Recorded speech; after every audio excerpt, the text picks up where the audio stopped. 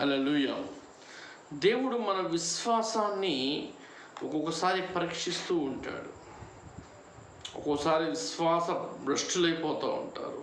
కొంతమంది అవిశ్వాసంగా ఉంటారు.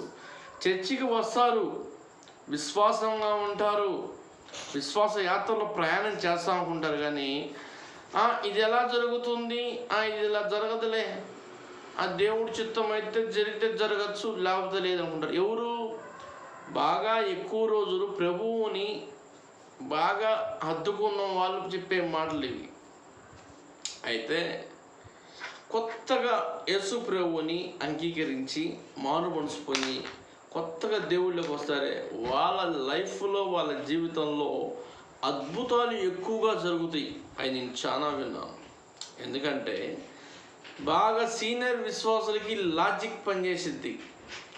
ఎలా జరిగిద్ది, జరిగితే జరగచ్చు, లేకపోతే లేదు, ఏమో దేవుడి చిత్తం ఆయన ఎలా ఉందో అని ఒక విశ్వాసం ఉంటుంది. అయితే ఒక అన్యురాలు ఏమంటుందో తెలుసా? ఎందుకు బాధపడతావు, నువ్వు నమ్మిన దేవుడు బలవంతుడు, శక్తివంతుడు. నేను ఎంతోమంది యేసు ప్రభు మార్గంలో నడిచిన వాళ్ళు అందరికీ నేను కార్యాలు చేసి వాళ్ళని చూశాను, విన్నాను. ఏదో రోజు నీ జీవితంలో లైఫ్లో చేస్తాడులే అని విశ్వాసంతో ఉండు, నీకు అద్భుతాలు జరుగుతాయి అంటారు. అని చెప్పగానే ఆమె ఇంకా ఒక విశ్వాసి కాకుండానే ఒక అన్యురాలు చెప్తుంటే మనకి మొహం మీద ఊసినట్టు అనిపించింది. అయితే ఇంటి పక్కన భక్తురాలు ఉంటారు. ఎలా ఉంటారంటే, సన్నివేశం వచ్చింది కాబట్టి చెప్తున్నాను, వాళ్ళు ఎలా ఉంటారంటే ఇంటి పక్కన భక్తులు, ఓ కుమారి, హల్లెలూయా, పరిశుద్ధాత్మ దేవుడు నేను హెచ్చరిస్తున్నాడు, నీ పాపాలను ఒప్పుకో, మారు మనసు పొందు, హల్లెలూయా, గ్లోరీ. అయిపోయింది. భర్త వచ్చాడు. ఏంది, అదే ఎవరతను చెప్పు అంటాడు. ఎవరేంటండి అంటే, అదే చెప్పింది కదా, ఆమెకి ఈ మధ్య దురాత్మ వచ్చిందండి. నీకోనో, ఎక్కడికి వెళ్తున్నావు, ఏం చేస్తున్నావు, చెప్పు అంటే, లేదండి, ఆమె ఈ మధ్య దురాత్మ వచ్చిందండి అని చెప్పింది. ఎందుకంటే ఈమెకి మధ్యన సఖ్యత ఉన్నంత వరకు బాగానే ఉంటుంది. వీళ్ళిద్దరి మధ్య సఖ్యత పోయిందనుకో, దేవుడు ఆత్మయే దురాత్మ వచ్చినట్టయింది. ఇంక వెంటనే ఎవరో చెప్పు, ఎవరు పేరెంట్, ఎక్కడికి వెళ్తే, నేనేం చేస్తున్నానండి, ప్రార్థనకి వెళ్తున్నాను అంటది. చెప్పు ఎవరో నాకు అని చెప్పేసి ఫుల్ కోటింగ్. ఇది ఇంటి పక్కన ఉన్న వాళ్ళు ప్రవచించే మాటలు ఇలా ఉంటాయి. అయితే ఇక్కడ దేవుడు వాక్యము సెలవిస్తుంది.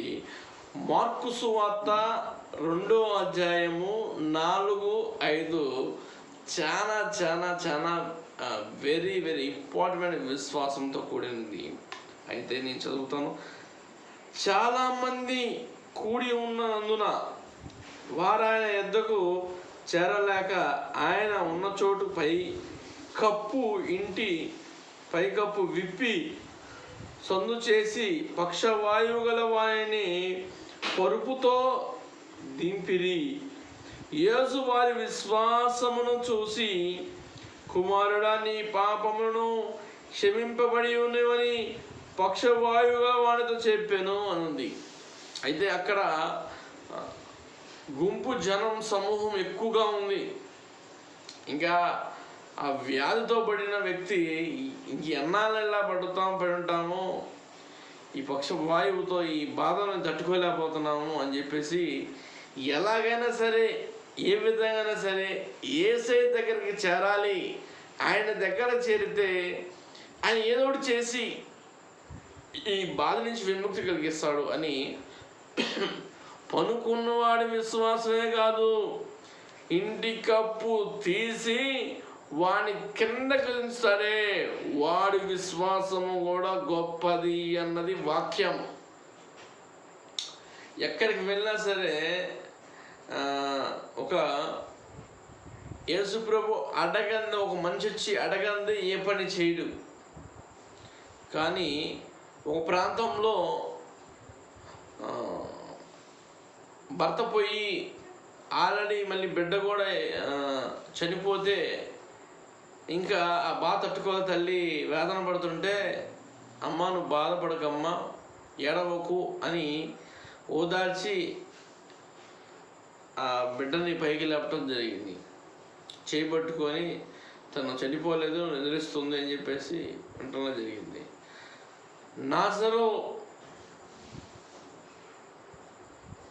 నాజర్ విషయంలో కూడా ప్రార్థన చేయాలి, శుద్ధికి చిన్న ప్రార్థన, అంతేగాని హల్లెలూయ అందరు స్తోత్రం చెప్పండి, హల్లెలూయ గంటలు గంటలు ప్రార్థన చేయాల.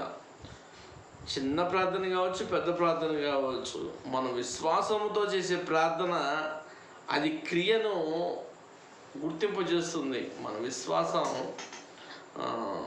మనల్ని నిలబెడుతుంది. అలాగే విశ్వాసంతో పిలిచాడు, నాజరు బయటికి రా అని, ఆ సమాధి తలుపు తీయండి అని చెప్పేసి పేద వస్త్రాలతో ఉన్న నాజరు కూడా బయటకు వచ్చేసాడు. అయితే అక్కడ కొంతమంది అంటారు యేసు ప్రభు ఏడుస్తున్నారంటే మానవత్వ దృక్పథంతో ఉన్న వ్యక్తులు కాబట్టి, వాళ్ళకి దేవుడి చేసే కార్యాలు తెలియదు కాబట్టి ఆమె కూడా ఏడవటం, ఒక కన్నీళ్ళు విడిచాడు, వాళ్ళ సహోదరులు బాధను బట్టి విడిచాడు అని చెప్పవచ్చు. వాళ్ళకు కూడా తెలీదు మరణించిన తర్వాత బతికిస్తాడు, మరణాభయములో ఉండి వేదనలో మంచం మీద ఉంటే బతికిస్తాడు. కానీ 3 రోజులైపోయింది ఆల్రెడీ సమాధి చేసేసి ఏం బతికిస్తాడు అని భయపడిపోయి ఇంకా ఆ వేదనలో వాళ్ళు బాధపడి ఏడుస్తుంటే, బాధపడవాకండి అని చెప్పేసి వెంటనే నాజర్ని పిలవడం జరిగింది. ఆ రోజు వాళ్ళకి జరిగిన విషయం ఏంటంటే, ఎన్ని రోజుల లోపల ఉండిపోయినా కుళ్ళిపోయి ఉంటుంది పాడికి శరీరం అని వాళ్ళ వేదన పడ్డాడు. ముందొచ్చినా బతికిచ్చేవాళ్ళు, కొద్దిగా ప్రాణంతో ఉన్నా బతికిచ్చేవాడు, కానీ ఆయన 3 రోజులు అయిపోయింది కదా అని చెప్పేసి వాళ్ళు ఆలోచించారు. కానీ యేసయ్య ఆయన వ్యక్తిత్వం ఏంటో, ఆయన వ్యక్తిత్వ సౌందర్యం ఏంటో తెలియటం కోసమే ఆయన అట్లా వెయిట్ చేశాడు. అట్లా ఉండటం జరిగింది. కేవలం అట్లా అంటే జస్ట్ ఆ ఇబ్బందుల్లో ఉంటే ఒక మాట అక్కడ పలికితే అక్కడ స్వస్థత రాదా వచ్చింది. కుటుంబం వాళ్ళ మీద పెట్టుకున్న నమ్మకం ఏంటి, ఆ విశ్వాసం ఎందుకు పరీక్షిద్దామని అట్లా ప్రయత్నించడం జరిగింది. మన విశ్వాసము పరీక్ష నాళిక వంటిది. మనం ఎంత విశ్వాసంతో ఉంటామో అన్ని అద్భుతాలు, సూచక క్రియలు, మహత్కార్యాలు జరుగుతాయి. దేవుడు నీ జీవితంలో విశ్వాస బలాన్ని, శక్తిని దయచేయునుగాక. హల్లెలూయా. అనేక విషయాల్లో బలహీనలుగా ఉన్న నిన్ను బలపరచునుగాక. హల్లెలూయా. అనేక కార్యములని జీవితంలో ఫలింపచేయునుగాక. హల్లెలూయా. ఆర్థిక ఇబ్బంది శోధనలను పడి ఉన్నావు కాబట్టి ఆ పడిన నిన్ను లేవనెత్తబోతున్నాడు. హల్లెలూయా. నీ దుఃఖాన్ని నాట్యంగా మార్చబోతున్నాడు. నీ నిందను, నీ బాధని, నీ కష్టాన్ని నిన్ను ఆయన భుజము మీద ఎత్తుకొని మోస్తున్నాడు. ఎందుకంటే మన సంఘం ఎవరు భుజం మీద ఉంది అంటే యేసే భుజం మీద భారం ఉంది. కాబట్టి ఆ భారాన్ని దించగల సామర్థ్య శక్తి గల దేవుడి దగ్గర ఉన్నాం. మహోన్నతుడు చాటు నివసించేవాడే సర్వశక్తి నీడని విశ్రమించేవాడు ఆయన ఆశ్రయమైన కూడా నమ్ముకున్న యెహోవా దేవుడు చెప్పుచున్నాను.